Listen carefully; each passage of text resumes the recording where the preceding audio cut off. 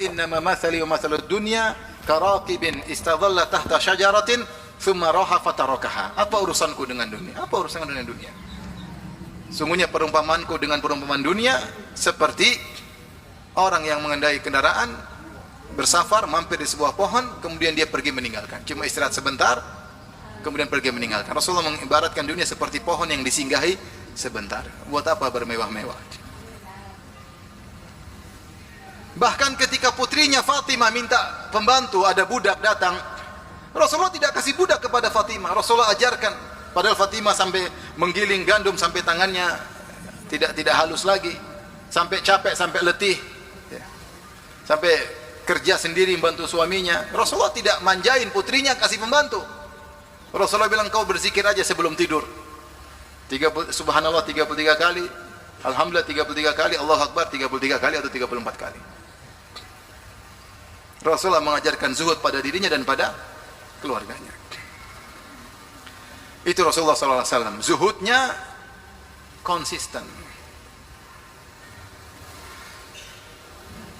Makanya ini diantara kekurangan para dai sekarang.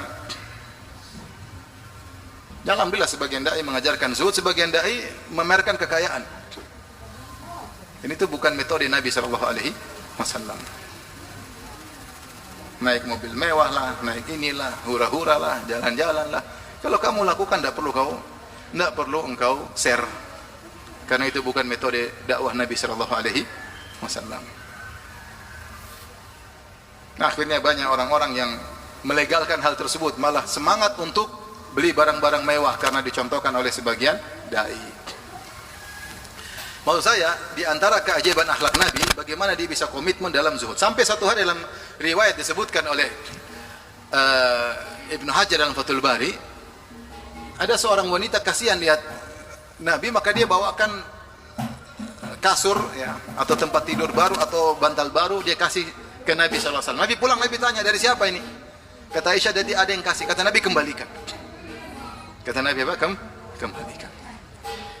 Bahwa saya ikhwan dan akhwat yang rahmatillah subhanahu wa ta'ala, ini diantara akhlak menakjubkan dari Nabi SAW. Beliau bisa zuhud terhadap dunia. Zuhud terhadap dunia maksudnya apa? Menganggap dunia itu sedikit, ya, itu namanya zuhud kepada dunia. Raqbah fil akhirah, semangat kepada akhirat, zuhud kepada dunia. Bukan sebaliknya, zuhud kepada akhirat, semangat terhadap dunia. Dan ini adalah keajaiban akhlak Nabi SAW. Dan komitmen, tidak sekalipun beliau bersenang-senang dengan harta yang beliau miliki, tidak sama sekali. Taib. Di antara akhlak Nabi yang menakjubkan adalah bagaimana adilnya Nabi SAW. Nabi adalah orang yang sangat adil. Bahkan dia perlakukan keadilan kepada dirinya sendiri. Di antara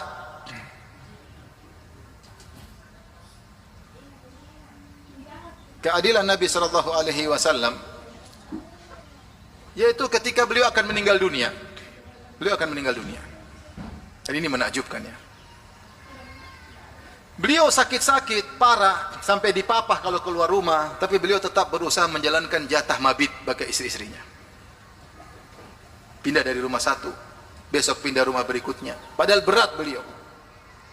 Tapi beliau ingin adil terhadap apa? Istri-istrinya. Sementara sebagian orang ketika melakukan praktek poligami tidak adil sama istri-istrinya. Nabi SAW sampai beliau sakit-sakitan mau meninggal, tetap berusaha untuk adil. Sampai akhirnya beliau bertanya, aina ana godan, besok saya jatah di rumah siapa? Sampai akhirnya istri-istrinya kasihan lihat Nabi. Akhirnya mereka sepakat agar Nabi tetap dirawat di rumah Aisyah. Karena mereka tahu Rasulullah sangat sayang kepada siapa? Aisyah. Tapi maksud saya, Rasulullah mau meninggal, sakit parah, tetap berusaha menjalankan apa? Keadilan. Adil sama istri-istrinya. Makanya Rasulullah SAW kalau mau safar, Rasulullah SAW bikin qur'ah, yaitu undian. Siapa nama istrinya muncul, ikut Nabi. Kalau antum kan nggak perlu undian. Udah langsung bawa aja yang ada. Alhamdulillah masih ada. Maksud saya luar biasa. biasa Nabi sallallahu alaihi wasallam. Adil. Di antara keadilan yang luar biasa dari Nabi sallallahu alaihi wasallam,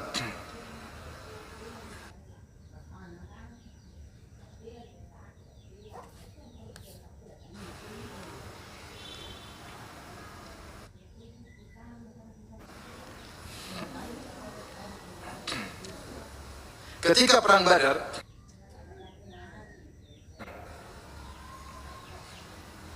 Rasulullah SAW mengatur saf, di saf berdiri, Rasulullah baris. Kalau ada yang ke depan, Rasulullah mundurin. Sampai adalah seorang sahabat namanya Sawad bin Ghaziyah dari kaum Ansar. Dia agak maju sedikit dari saf, safnya agak maju. Maka Rasulullah SAW menggunakan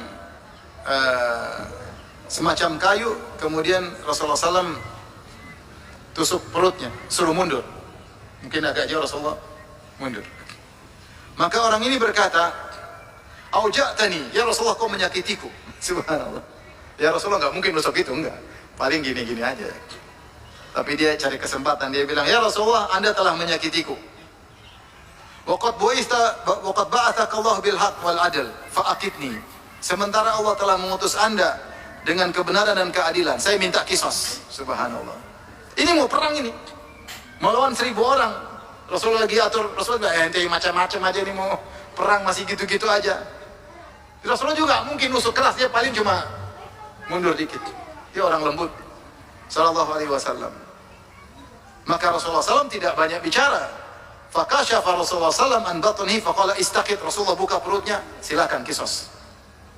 Langsung adil dia. Silakan kisos. Kalau mau tusuk lagi. Kemudian apa yang dilakukan oleh Sawad bin Ghaziyah? Fa'tanaqahu faqabbala batana. Dia langsung peluk Nabi, dia cium perut Nabi sallallahu alaihi wasallam. Rasulullah bertanya, "Ma hamalaka ala hada ya Sawad?" Apa yang buat kau melakukan seperti ini wahai Sawad? Qala ya Rasulullah, hadara ma tara. Engkau tahu apa yang telah terjadi sekarang, sebentar lagi perang. Fa aradtu an yakuna akhirul ahdi bika an yamusa jildi jildaka. Saya ingin akhir hidupku sebelum masuk dalam medan pertempuran, kulitku bersentuh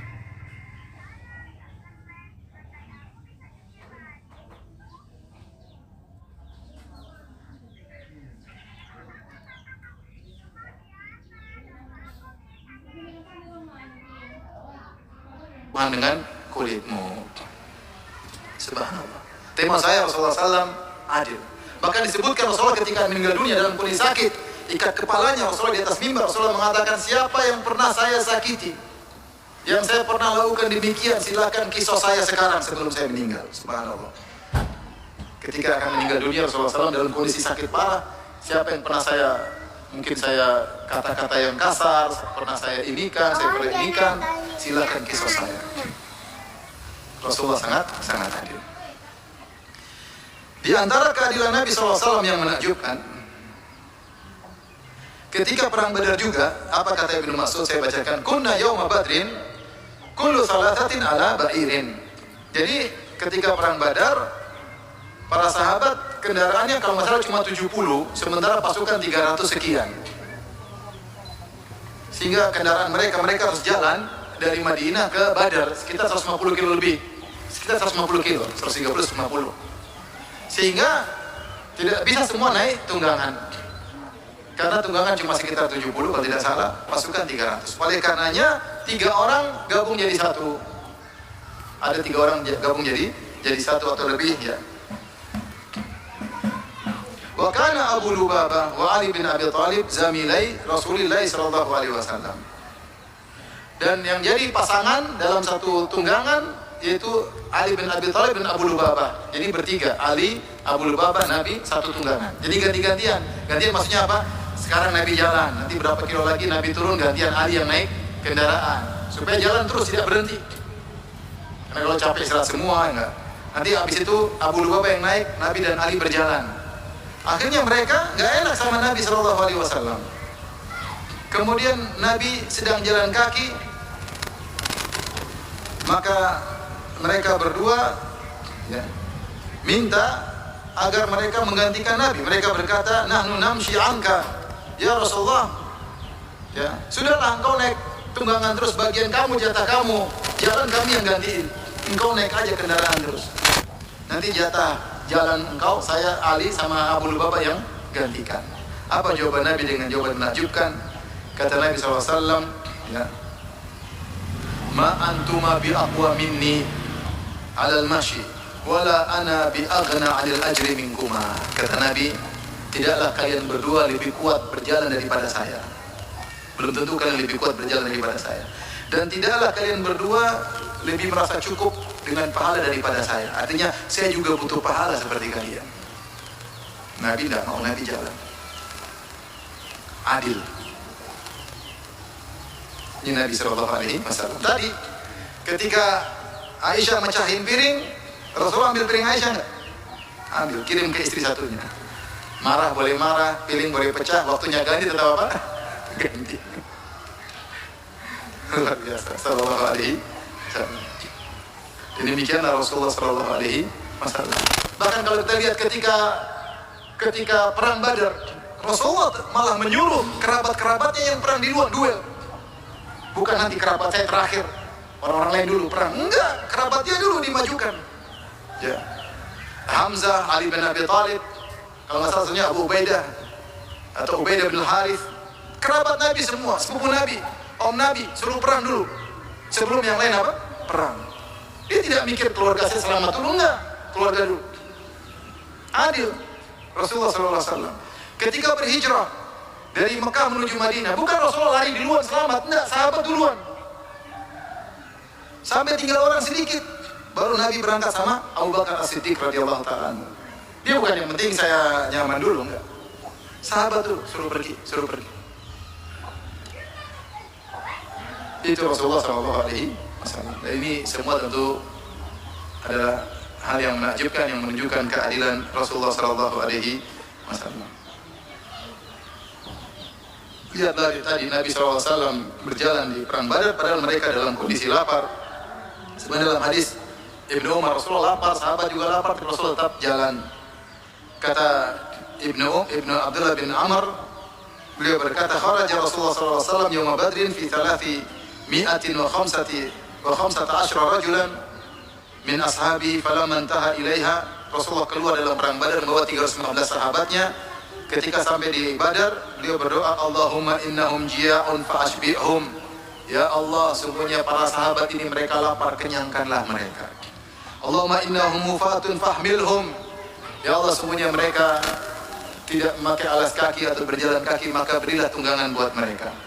Allahumma innahum uratun faksuhum. Ya Allah, mereka tidak memiliki baju, berikanlah baju buat apa? Mereka miskin para sahabat ketika perang. Lapar, tapi Rasulullah tetap adil, tetap bergantian jalan kaki dengan sahabat yang lain.